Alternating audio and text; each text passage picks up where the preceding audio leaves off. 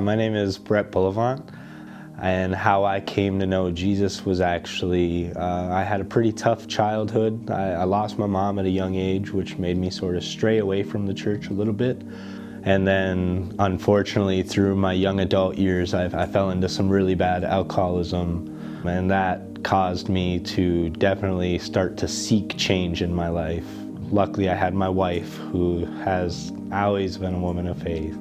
And she was just waiting to hold my hand along the way.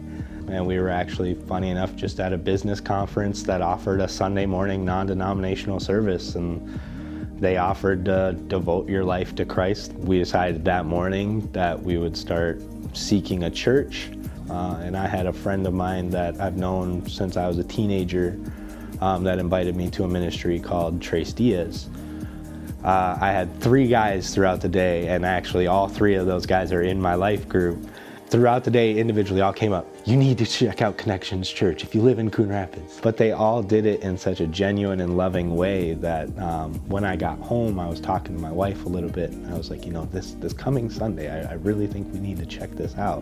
And when we walked in the doors, it just instantly became home. And then after that service, it was pointed out to us, you know, that there's life group opportunities, and that's something I had never thought of or looked into.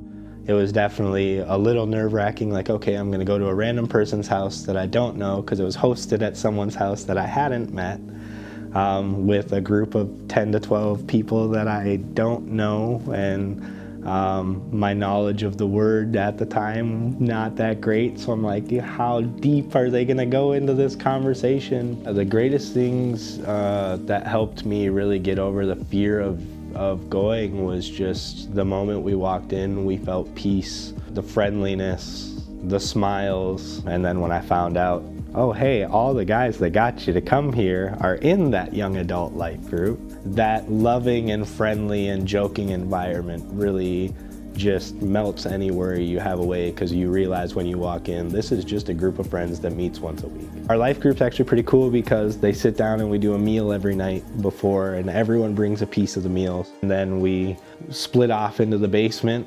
and that's where we crack open the word. And at the end, we just make sure to pray for each other and make sure to lift each other up. The cool thing about our life group is we have a lot of people within our life group that actually serve on Sundays and throughout the week within the church. Ben, who was gracious enough to host us every week, he was like, hey, we need some more people for lights and cameras. And so I started doing that with him, and it's sort of evolved now. I do the welcome every now and again, and then me and my wife have also started serving on Wednesday nights for the youth group. And those are all things that without the guidance of the friends that I've created in my life group, I don't know what would have happened. Be open and just give it a shot, because I was someone that would have never thought to do it. But I can truly say now, a year and a half later, that God is transforming me in ways I never knew that were possible. I now have, oh, I'm gonna get emotional.